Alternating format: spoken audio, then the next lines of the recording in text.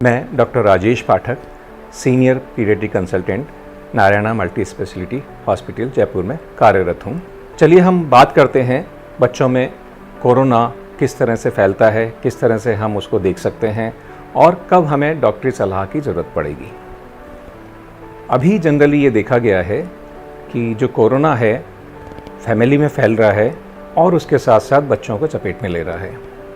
तो बच्चों में हम कैसे जानें कि इसको कोरोना के लक्षण हैं, कब हमें टेस्ट कराना है, कब हमें डॉक्टर की सलाह लेनी है और कब हमें इलाज दवाई के रूप में शुरू करना है और कब हमें हॉस्पिटल की तरफ जाना है। देखिए, कोरोना जैसा हम सभी जानते हैं एक रेस्पिरेटरी वायरस है जो कि इंसान से इंसान में फैल रहा है। अभी जो मरीज कोरोना से पीड़ित है उसके छींकने से, खांसने से या उसके अपने सिक्रीशन कहीं सरफेस पे लगने से ये दूसरे स्वस्थ वयस्कों में या बच्चों में फैल सकता है। अगर फैमिली में अपने कोई वयस्क कोरोना से संक्रमित हैं तो उसके कांटेक्ट में आने वाले बच्चों में या दूसरे जनों में ये कोरोना फैलने की संभावना रहती है। कोरोना के लक्षण बच्चों में भी वही आ रहे हैं जो कि वयस्कों में देखने गए हैं। जो मेन सिम्टम्स जो बच्चों में हैं वो है फीवर और खांसी।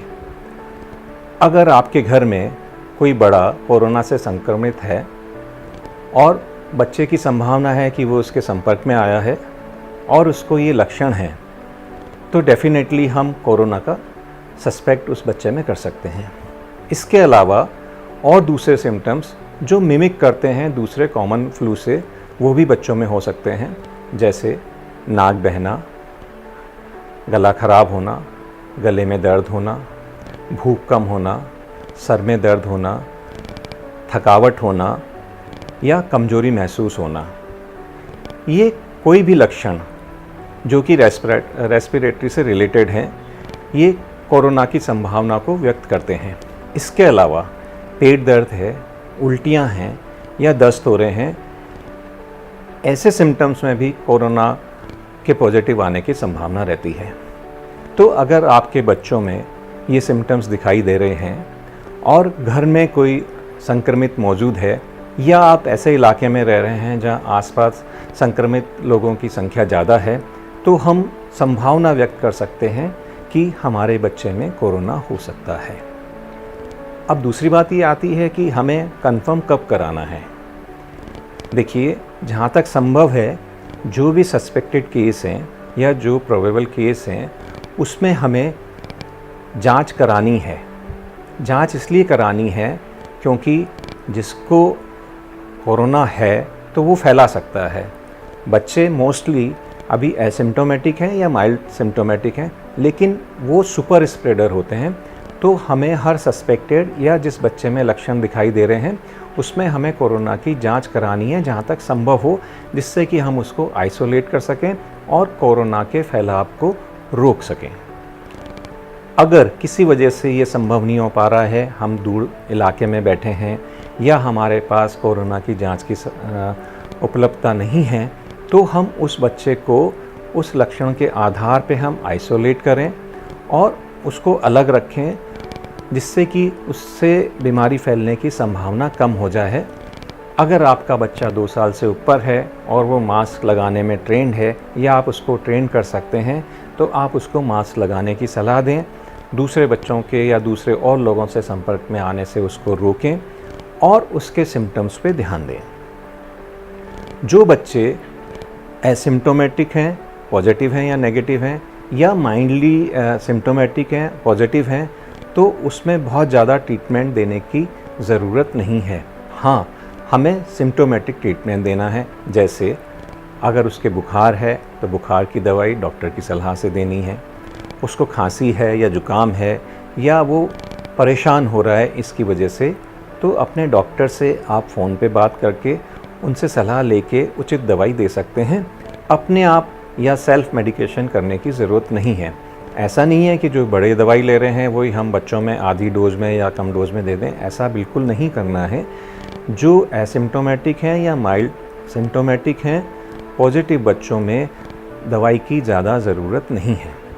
हाँ, लेकिन हमें ये देखना होगा कि हमारा बच्चा पॉजिटिव है और माइल्ड सिम्टोमेटिक है, हम घर में ऑब्ज़र्व कर रहे हैं, लेकिन क्या सिम्टम्स हम देखें कि जब हमें डॉक्टर के पास जाएं या हमें हॉस्पिटल में जाने की ज़रूरत पड़ सकती है।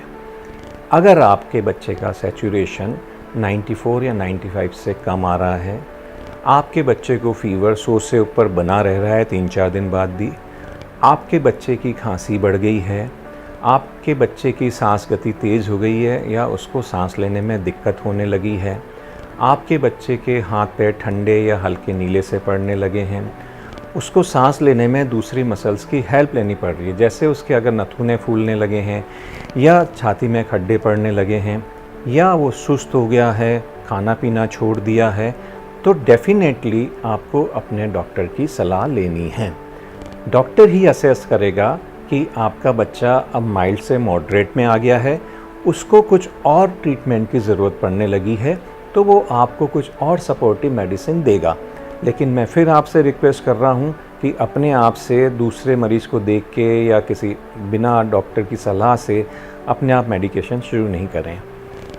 इसमें आप अगर डॉक्टर से बात कर रहे हैं, आजकल टेलीमेडिसिन चल रही है, हर एक के पास डॉक्टर के नंबर होते हैं, हर एक डॉक्टर करीब सब जो है वीडियो कंसल्टेंसी पे अवेलेबल है, तो आप अच्छे से वीडियो बना के या डायरेक्ट वीडियो कॉल करके आप बच्चे की कंडीशन डॉक्टर को बताएं और उसके हिसाब से आप अपना ट्रीटमेंट लें।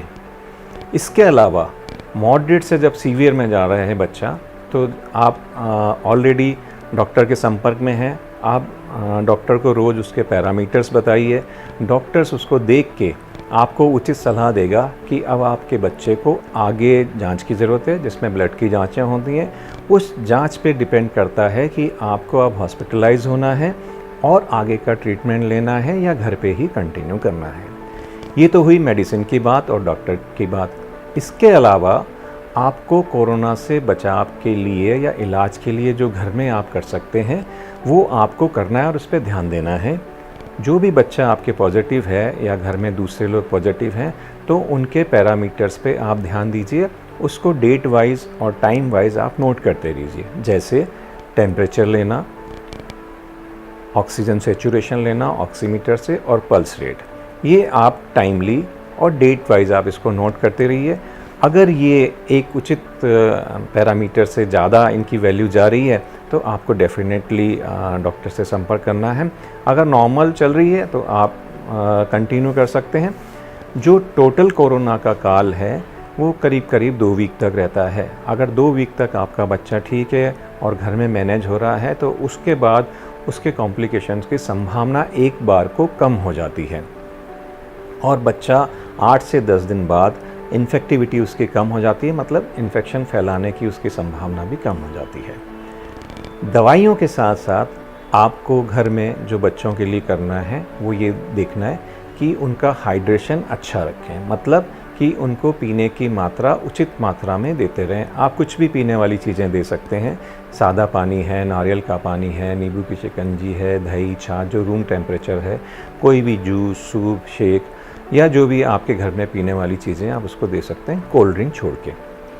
इसके अलावा अच्छा न्यूट्रिशियस डाइट दें, जो भी वो खाना चाहे, कोई भी परहेज़ नहीं है। ठंडी चीज़ों के अलावा फ्रिज से निकली हुई डायरेक्ट चीज़ें नहीं देनी है, स्पाइसी चीज़ें नहीं देनी है। इसके अलावा आप सब कुछ दे सकते हैं, सभी तरह के फल, फ्रूट, सब्जियां, रोटी, सब्जी या जो भी आपके घर में बन रहा है वो दे सकते हैं। तीसरी चीज़, बच्चों को एक हवादार जगह में रखें जिससे कि वो अच्छा सा महसूस करे।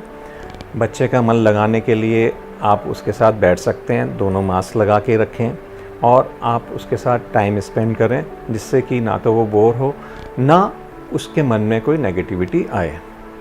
इसके अलावा आपको जो कॉमन मेडिसिन्स हैं, जैसे बुखार की दवाई है, पेट दर्द की दवाई है, उल्टी की दवाई है, डॉक्टर की सलाह से अपने पास रखनी है और टाइम से वो देनी है।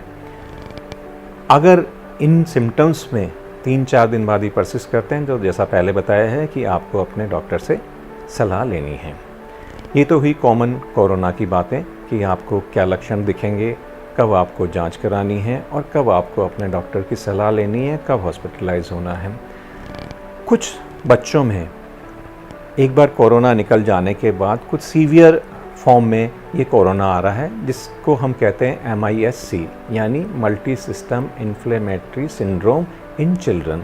ये थोड़ा सा एक गंभीर रूप है कोरोना का, जिसमें भी लक्षण यही होते हैं कि अगर आपके बच्चे को बुखार परसिस्ट कर रहा है, उसके शरीर पे दाने आ गए हैं, खांसी चलने लगी है, मुंह में छाले हो गए हैं, या कहीं से उसको कमज़ोरी बहुत ज़्यादा महसूस हो रही है, भूख कम हो गई है, सांस गति बढ़ गई है, तो डेफ़िनेटली इसमें आपको डॉक्टर की सलाह लेनी है। ऐसे केसेस में हमें बच्चे को हॉस्पिटलाइज करना पड़ता है और एग्रेसिव ट्रीटमेंट और स्पेसिफिक ट्रीटमेंट की ज़रूरत पड़ती है।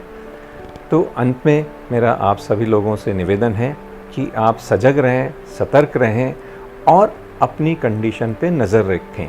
अननेसेसरी पैनिक होने की ज़रूरत नहीं है। जहाँ भी आपको लग रहा है, संभावना है कि मेरे बच्चे को कोरोना हो सकता है, तो संभव है तो जांच कराइए।